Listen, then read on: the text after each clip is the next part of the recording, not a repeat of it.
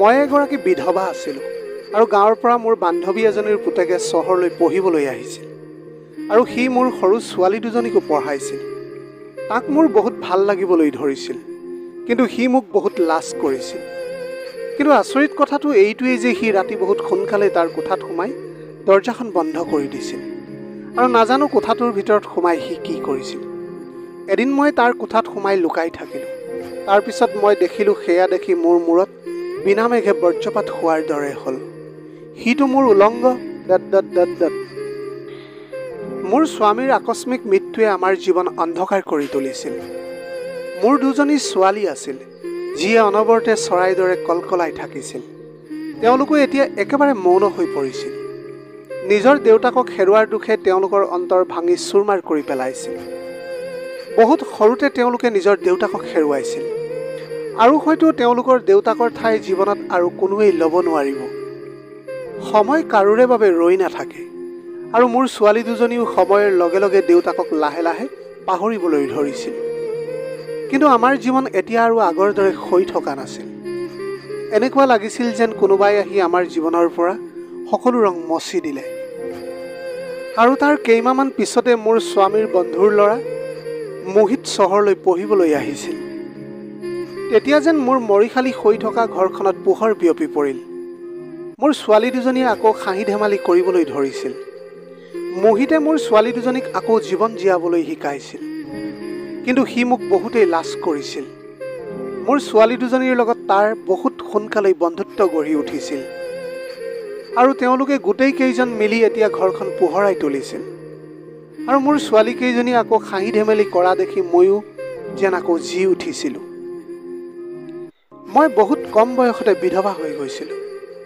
মোৰ বিয়াৰ 7 বছৰ হৈছিলেহে আৰু মোৰ দুজনী কন্যা সন্তান হৈছিল।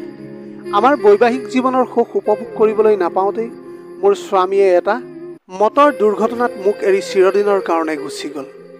সেই ঘটনাটোৱে আমাৰ জীৱনেই সলনি কৰি পেলাইছিল। মোৰ স্বামী এনেকৈ ঢুকুৱাৰ ফলত মই সম্পূৰ্ণৰূপে ভাগৰি পৰিছিলোঁ, কিন্তু মই মোৰ ছোৱালী দুজনীৰ কাৰণে জীয়াই থাকিবলগীয়া হ'ল। বিধৱা হোৱাৰ পিছত মই প্ৰতিজ্ঞা কৰিছিলোঁ যে মই আকৌ দ্বিতীয় বিবাহ কেতিয়াও নকৰাওঁ আৰু মোৰ ছোৱালী দুজনীৰ মূৰত সতীয়া বাপেকৰ ছাঁ কেতিয়াও পৰিবলৈ নিদিওঁ। মই মোৰ ছোৱালী দুজনীক লৈ বহুত গম্ভীৰ আছিলোঁ আৰু মই কাকো বিশ্বাস কৰা নাছিলোঁ। সেইকাৰণে মই এখন প্ৰাইভেট স্কুলত শিক্ষকতা কৰিবলৈ লৈছিলোঁ। ৰাতিপুৱা মই মোৰ ছোৱালী দুজনীক স্কুললৈ পঠিয়াই দিছিলোঁ আৰু তাৰপিছত ময়ো স্কুললৈ গুচি আহিছিলোঁ আৰু আহোঁতে মই সিহঁতকো লগত লৈ আহিছিলোঁ।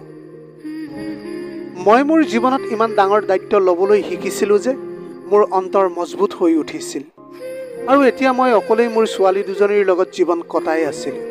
আৰু এতিয়া মোহিত আমাৰ ঘৰলৈ অহাত আমাৰ জীৱনটো যেনে ৰঙেৰে উপচি পৰিছিল। মোৰ কাৰণে সি একেবাৰে মোৰ সন্তানৰ দৰে আছিল।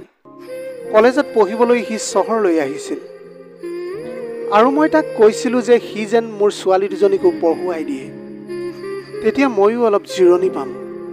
মোহিত বহুত সহজ সৰল আৰু সংস্কাৰী ল'ৰা আছিল। কেতিয়াও মোৰ চকুৰ ফালেই চাই কথা কোৱা নাছিল। সদায় তলমূৰ কৰিয়েই সি মোৰ লগত কথা পাতিছিল আৰু মই সেই কথাটোত বৰ সুখী হৈছিলোঁ যে মোৰ স্বামীৰ বন্ধুৱে তাক বহুত ভাল জ্ঞান দিছে। মোহিত আচলতে মোৰ স্বামীৰ বন্ধুৰ ল'ৰা আছিল।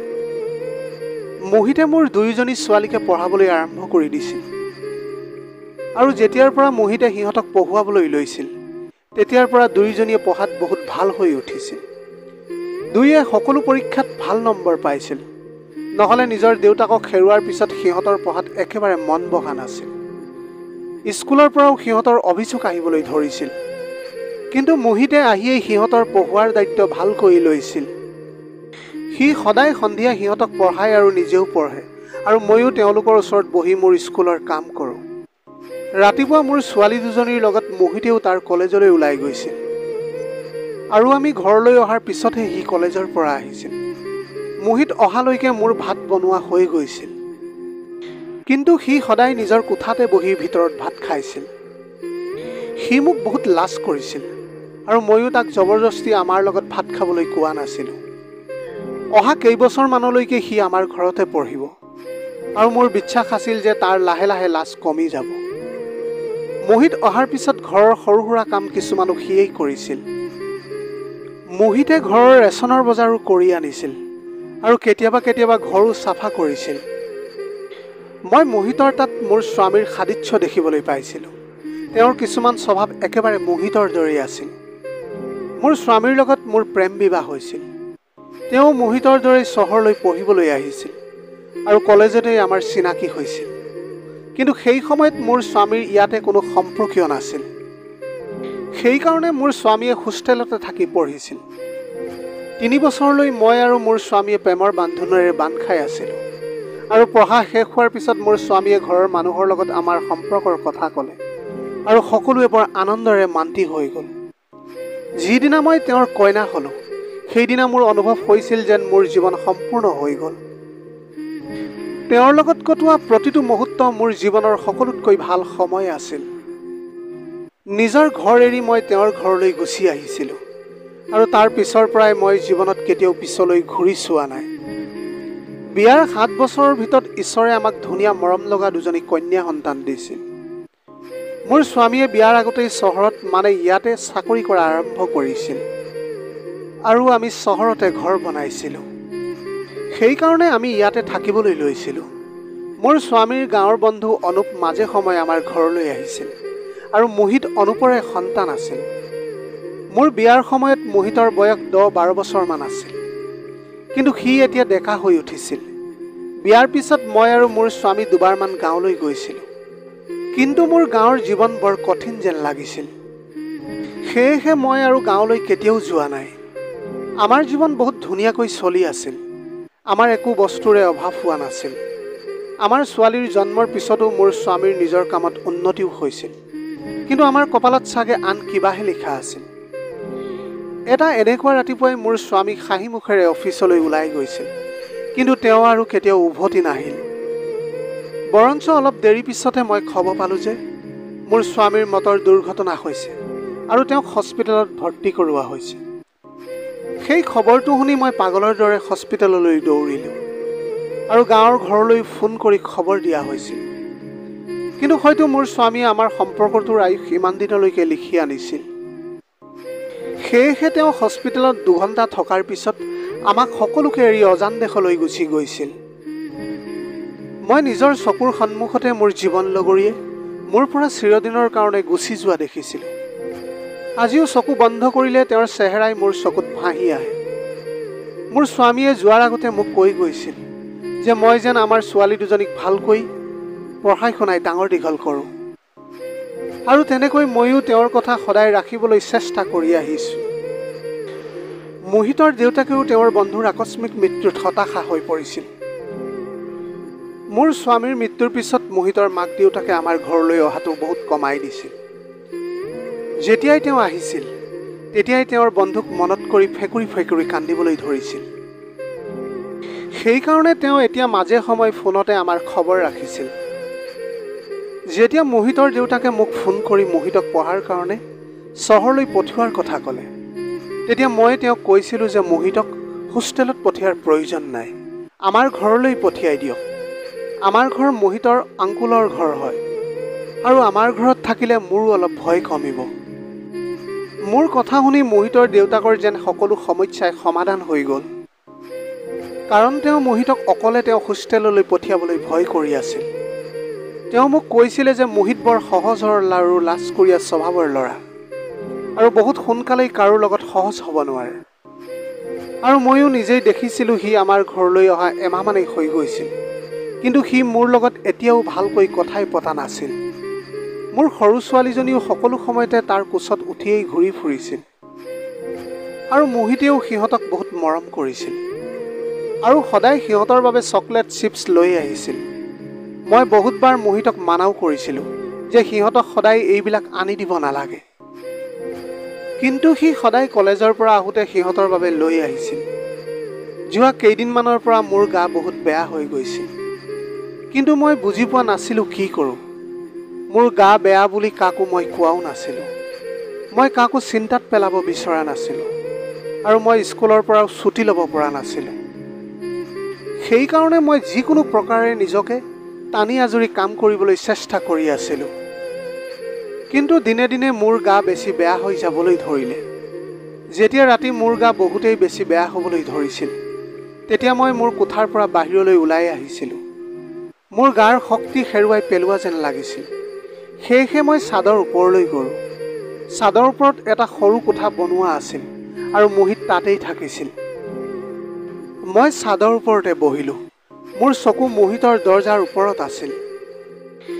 আজি মোৰ কিয় জানো সেয়া অনুভৱ হ'বলৈ ধৰিলে যে সদায় ৰাতি হোৱাৰ অলপ পিছতে মোহিতে নিজৰ কোঠাৰ ভিতৰত সোমাইছিল আৰু একেবাৰে ৰাতিপুৱাহে ওলাইছিল।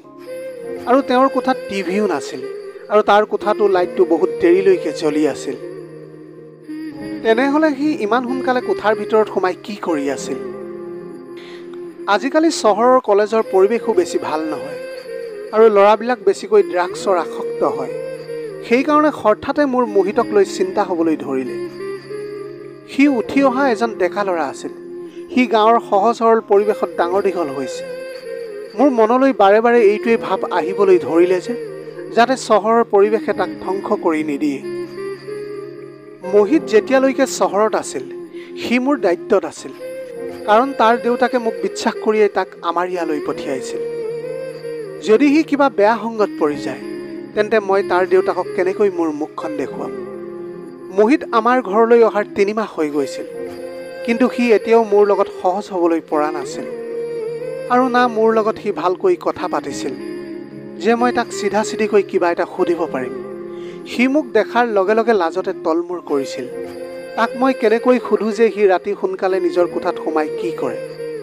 সেইকাৰণে মই ভাবিছিলোঁ যে মোৰ গা ভাল হ'লেই মই তাক অনুসৰণ কৰিম আৰু সি কি কৰে সেয়া জানিবলৈ চেষ্টা কৰিম। 2-4 দিন মোৰ বেমাৰতে গুচি গ'ল আৰু যেতিয়াই মই নিজক অলপ সুস্থ যেন অনুভৱ কৰিলোঁ তেতিয়া মোৰ আকৌ মোহিতৰ কথা মনলৈ আহিল। আৰু এদিন ৰাতি যেতিয়া মোৰ ছোৱালী দুজনীয়ে টিভি চোৱাত ব্যস্ত আছিল আৰু মোহিতে পাকঘৰত নিজৰ কাৰণে চাহ বনাই আছিল, তেতিয়া মই মনে মনে গৈ তাৰ কোঠাৰ ভিতৰত সোমাই লুকাই থাকিলোঁ। মই জানিছিলোঁ যে মোৰ ছোৱালী দুজনীয়ে বহুত দেৰিলৈকে টিভি ওচৰৰ পৰা নুঠে। মই মোহিতৰ কোঠাৰ ভিতৰত লুকাই থকাৰ কিছু সময় হৈছিলহে মোহিতে চাহ লৈ নিজৰ কোঠালৈ আহিল আৰু দৰজা বন্ধ কৰি শান্তিৰে নিজৰ বিচনাত বহিল। কিছু দেৰিলৈকে সি লাহে লাহে চাহৰ সোৱাদ লৈ থাকিল আৰু মই মনতে ভাবিবলৈ ধৰিলোঁ যে মই বিনা কথাই ইমান সহজ সৰল ল'ৰাজনক সন্দেহ কৰিছোঁ। যদি সি কিবা নিচাজাতীয় বস্তু খালেহেঁতেন তেনেহ'লেতো মই গম পাই গ'লোহেঁতেন। সি মোক লাজ কৰিছিল ঠিকেই, কিন্তু সদায়তো মোৰ চকুৰ সন্মুখতে থাকিছিল। মই ভাবিছিলোঁ যে মোহিত বাথৰুমলৈ গ'লে মই মনে মনে তাৰ কোঠাৰ পৰা ওলাই যাম, কাৰণ যদি সি গম পাই যায় যে মই তাক সন্দেহ কৰিছোঁ বা তাৰ ওপৰত চকু ৰাখিছোঁ তেনেহ'লে ঠিকনা নাই যে সি মোৰ বিষয়ে কি ভাবি ল'ব। মই লুকাই থকা কিছু সময় হৈছিলেহে তেনেতে সি উঠি তাৰ চাহৰ কাপটো টেবুলত থলে আৰু তাৰ লেপটপটো লৈ শান্তিৰে বিচনাত বহিলে। তাৰ পিঠিখন মোৰ ফালে আছিল আৰু মই তাৰ লেপটপটো ভালকৈ দেখি আছিলোঁ। মই মনতে ভাবিলোঁ যে সি চাগে ৰাতি দেৰিলৈকে লেপটপত তাৰ কলেজৰ পঢ়া শুনা কৰে আৰু মই এনেই তাৰ চোৰাংচোৱা কৰিবলৈ ধৰিলোঁ। লেপটপটো খুলিয়েই সি এটা ভিডিঅ' চলালে, যিটো দেখি মোৰ মূৰত বিনামেঘে বজ্ৰপাত হোৱাৰ দৰে হ'ল, কাৰণ সেই ভিডিঅ'টো আন কাৰো নহয়, মোৰে ভিডিঅ' আছিল। আৰু মই মোৰ তেনেকুৱা ভিডিঅ' দেখি লাজতে মৰি যোৱা যেন হ'লোঁ। মই ভাবিবও পৰা নাছিলোঁ যে যিজন ল'ৰাক মই সহজ সৰল আৰু সৰু বুলি ভাবিছিলোঁ সি এইবিলাকো কৰিব পাৰে। লেপটপত এতিয়াও মোৰে ভিডিঅ' চলি আছিল, য'ত মই মোৰ বাথৰুমত গা ধুই আছিলোঁ। মোহিতে বৰ মনোযোগেৰে মোৰ ভিডিঅ' চাই আছিল আৰু বাৰে বাৰে লেপটপৰ স্ক্ৰীণখনতো হাত লগাই আছিল, যেন সি মোক চুবলৈ চেষ্টা কৰি আছিল আৰু এখন হাত তাৰ পেণ্টৰ ভিতৰত আছিল। মই আৰু সহ্য কৰি থাকিব নোৱাৰিলোঁ আৰু মই মোৰ ঠাইৰ পৰা ওলাই একেবাৰে মোহিতৰ সন্মুখত থিয় হৈ গ'লোঁ। সিটো ভাবিবও পৰা নাছিল যে এইটো সময়ত মই মোৰ ছোৱালীকেইজনীৰ লগত নহয়, বৰঞ্চ তাৰ কোঠাৰ ভিতৰত লুকাই থাকিব পাৰোঁ। মোক তাৰ সন্মুখত থিয় হৈ থকা দেখি সি থতমত খাই উঠিল আৰু লগে লগে লেপটপটো বন্ধ কৰি দিলে আৰু আচৰিত ধৰণে মোক ক'বলৈ ধৰিলে, আণ্টি আপুনি ইয়াতে কি কৰি আছে? মই তেতিয়া লগে লগে তাৰ গালত জোৰকৈ চৰ এটা মাৰিলোঁ আৰু তাক ক'লোঁ যে মই মোৰ ভিডিঅ' দেখিলোঁ আৰু মই গম পালোঁ যে তুমি লুকাই চুৰ কৰি মোৰ ভিডিঅ' বনাইছা। মোৰ কথা শুনি সি তলমূৰ কৰিলে আৰু একো উত্তৰেই নিদিলে। মই তাৰ বুকুৰ শ্বাৰ্টটোত খামুচি ধৰিলোঁ। মই জানিব বিচাৰিছিলোঁ যে সি আচলতে মোৰ লগত এনেকুৱা কিয় কৰিলে। তাকতো মোৰ ঘৰত ঠাই দিছিলোঁ আৰু তাক সদায় মোৰ ছোৱালী দুজনীৰ দৰেই ৰাখিছিলোঁ। সি মোৰ কাৰণে মোৰ সন্তানৰ দৰে আছিল। মোৰ স্বামীয়ে তাক বহুত মৰম কৰিছিল, কিন্তু সিটো মোৰ ভৰসা ভৰিৰে মোহাৰি পেলাইছিল। সি কেতিয়া কেনেকৈ মোৰ ভিডিঅ' বনাইছিল মইতো সেই কথাটো একেবাৰে গম পোৱা নাছিলোঁ। আৰু যেতিয়া মই বহুত খঙেৰে তাক আকৌ সেই প্ৰশ্ন কৰিলোঁ, তেতিয়া সি তোলমোল কৰিবলৈ ধৰিলে। তেতিয়া সি ক'বলৈ ধৰিলে যে আপোনাৰ বাথৰুমত এটা সৰু গুপ্ত কেমেৰা লগাই থৈছোঁ আৰু মই সদায় আপোনাৰ ভিডিঅ' চাওঁ। আপোনাক মোৰ বহুত ভাল লাগে আৰু মই আগৰ পৰাই আপোনাক পচন্দ কৰিছিলোঁ। আৰু যেতিয়া মই গাঁৱৰ পৰা ইয়ালৈ আহিছিলোঁ, তেতিয়া মই মোৰ আৱেগক নিয়ন্ত্ৰণ কৰিব পৰা নাছিলোঁ। আৰু এদিন এই কথাটোৱে মই মোৰ কলেজৰ বন্ধু এজনক ক'লোঁ। তেতিয়া সি মোক ক'লে যে মই আপোনাৰ বাথৰুমত গুপ্ত কেমেৰা লগাই থওঁ আৰু সদায় ৰাতি আপোনাক চাই মোৰ জাগি থকা কামনা শান্ত কৰাওঁ। আৰু এনেকৈ এদিন মোৰ কলেজ সোনকালে ছুটি হোৱাত মই ঘৰলৈ আহিছিলোঁ। তেতিয়া আপুনি ঘৰ আহি পোৱা নাছিল, তেতিয়া আপুনি স্কুলতে আছিল। সেই সুযোগতে মই আপোনাৰ বাথৰুমত কেমেৰাটো লুকুৱাই থলোঁ। সি তলমূৰ কৰি তেতিয়া খোলাখুলিকৈ তাৰ ভুল স্বীকাৰ কৰিছিল। মই তাৰ সাহস দেখি আচৰিত হৈ পৰিছিলোঁ। মই বহুত দুখেৰে তাক ক'লোঁ, তোমাৰ এনেকুৱা ক'বলৈ অলপো লাজ নালাগিলনে বাৰু? আৰু তুমি পাহৰি গ'লা নেকি মই তোমাৰ আণ্টি হওঁ? তুমি মোৰ কাৰণে নিজৰ ল'ৰাৰ দৰে হোৱা। মোৰ কথা শুনি সি হাঁহিবলৈ ধৰিলে আৰু ক'বলৈ ধৰিলে, আপুনি কিবা এটা ভুল ধাৰণা লৈ এই পৃথিৱীত জীয়াই আছে। আপোনাৰ স্বামীৰ মৃত্যু হৈছে, এতিয়া আপুনি আৰু মোৰ আণ্টি হৈ থকা নাই। আৰু আংকুল যদিও জীয়াই থাকিলেহেঁতেন, তেতিয়াও আমি ইজনে সিজনৰ কাৰণে কোনো সম্পৰ্কীয় নহ'লোহেঁতেন। মই যেতিয়াৰ পৰা চহৰলৈ আহিছিলোঁ, তেতিয়াৰ পৰা আপুনি মোৰ চকুৰ সন্মুখতে আছিল আৰু মই সদায় নিজৰ আৱেগক নিয়ন্ত্ৰণ কৰি থাকিলোঁ। তেনে ক্ষেত্ৰত মোৰ কাৰণে নিজকে নিয়ন্ত্ৰণ কৰাটো বৰ কঠিন হৈ পৰিছিল। আৰু যেতিয়া মই কলেজলৈ গ'লোঁ, তাত মোৰ বহুত কেইজন বন্ধু হ'ল আৰু তেওঁলোকে মোৰ ভিতৰৰ কামনা জুই কৰা আৰু বেছিকৈ জ্বলাই দিলে আৰু মোক জীৱনৰ এনেকুৱা এটা ৰূপ দেখালে যিটো মই আগতে কেতিয়াও দেখা নাছিলোঁ। আপুনি মোৰ কাৰণে এগৰাকী মহিলা, এতিয়া আৰু যাৰ আগে পাছে কোনো পুৰুষ নাই। মোহিতৰ কথা শুনি মই তাৰ গালত আৰু এটা জোৰকৈ চৰ মাৰিলোঁ। সি বৰ সহজভাৱে মোক সত্যৰ আইনাখন দেখুৱাই আছিল, যিটো মই আজিলৈকে দেখা পোৱা নাছিলোঁ। চাবলৈ গ'লে সি ঠিকেই কৈ আছিল যে সি আৰু মই ইজনে সিজনৰ কাৰণে পৰ হয় আৰু মই তাক নিজৰ ঘৰত ঠাই দিব নালাগিছিল। কিন্তু মই কি জানিছিলোঁ যে সি এনেকৈ মোৰ বিশ্বাস ভাঙিব, মোৰ ভৰসা ভাঙি পেলাই নিজৰ সীমা চেৰাই যাব। মই মোহিতৰ লেপটপৰ পৰা সকলো ভিডিঅ' ডিলিট কৰিলোঁ আৰু সেয়া দেখি মোৰ হাত ভৰি কঁপিবলৈ ধৰিল যে তাৰ লেপটপটোত মোৰ বহুত ভিডিঅ' আছিল। মই তাক ক'লোঁ যে সি এতিয়াই তাৰ সকলো বয় বস্তু লৈ ঘৰৰ পৰা ওলাই যাওক, কাৰণ এতিয়া মোৰ ঘৰত তাৰ কাৰণে কোনো ঠাই নাছিল। মোহিতে মোক ক'বলৈ ধৰিলে যে সি মোক বহুত ভাল পাবলৈ লৈছে আৰু মোক সি নিজৰ কৰি ল'ব বিচাৰে। মই চোকা দৃষ্টিৰে তাৰ ফালে চালোঁ আৰু তাক ক'লোঁ যে মই কোনো ধেমালি কৰি থকা নাই। সেয়েহে এইটোৱেই ভাল হ'ব যে সি মনে মনে চিৰদিনৰ কাৰণে মোৰ জীৱনৰ পৰা এই ঘৰটোৰ পৰা ওলাই যাওক। মই তাক ক'লোঁ যে মই তোমাৰ দেউতাক এই বিষয়ে একো নকওঁ, কিন্তু তুমি যাতে আকৌ মোক তোমাৰ মুখখন নেদেখুওৱা। মোৰ কথা শুনি সি মনে মনে তাৰ সকলো বস্তু বেগত ভৰাই লৈছিল। মই জানিছিলোঁ যে সি যিটো বয়সৰ আছিল, সেই সময়ছোৱাত ল'ৰাবিলাকে প্ৰায় আৱেগৰ বশৱৰ্তী হৈ ভুল কাৰ্য কৰি পেলাইছিল। কিন্তু মই সপোনতো ভবা নাছিল যে সি এনেকুৱা ধৰণৰ কাণ্ড কৰি পেলাব। মোহিতে ৰাতিৰ আন্ধাৰত মনে মনে মোৰ ঘৰৰ পৰা ওলাই গৈছিল আৰু তেতিয়া মই মোৰ ছোৱালী দুজনীক মৰমতে সাৱটি ধৰি শুই পৰিছিলোঁ। মোহিতে নিজেইতো গুচি গ'ল, কিন্তু মোক আপোন আৰু পৰপুৰুষৰ মাজৰ পাৰ্থক্য বহুত ভালকৈ বুজাই থৈ গ'ল। মই জানি গৈছিলোঁ যে নেদেখাজনে সকলো সম্পৰ্কৰে এই কাৰণে একোটা সীমা ৰাখিছে, যাতে মানুহে কেতিয়াও ঠগ খাবলগীয়া নহয়। মই মনতে জানিছিলোঁ যে যিমানেই মোহিতে নিজৰ জীৱনত আগবাঢ়ি গৈ থাকিব, সিমানেই সি তাৰ ভুলবিলাক উপলব্ধি কৰি গৈ থাকিব পাৰিব। মই তাৰ মাক দেউতাকক আৰু কোনো লোককে এই বিষয়ে কোৱা নাছিলোঁ। মোহিতে মোক বহুত ডাঙৰ এটা জ্ঞান দি থৈ গ'ল। মই এতিয়া নিজৰ জীৱনত কেতিয়াও কোনো পুৰুষকে ভৰসা নকৰোঁ। প্ৰিয় দৰ্শক, এয়াই আছিল আজিৰ কাহিনীৰ ভাগ। আজিৰ ভিডিঅ'টি কেনেকুৱা লাগিলে জনাব। যদি ভাল লাগিল তেনেহ'লে লগৰ বন্ধু বান্ধৱীসকলৰ মাজত শ্বেয়াৰ কৰিবলৈ নাপাহৰিব। আপোনালোকৰ গোটেই জীৱনটো হাঁহিৰে উপচি পৰক। পাৰিলে দুখীয়াজনক অলপ সহায় কৰিবলৈ চেষ্টা কৰিব। আপোনালোকৰ অকণমান সঁহাৰিয়ে যদি কোনোবা এজন দুখীয়াৰ জীৱনটো সলনি কৰিব পাৰে, তাতকৈ পুণ্যৰ কাম আৰু এই পৃথিৱীত একোৱেই হ'ব নোৱাৰে। Have a nice day.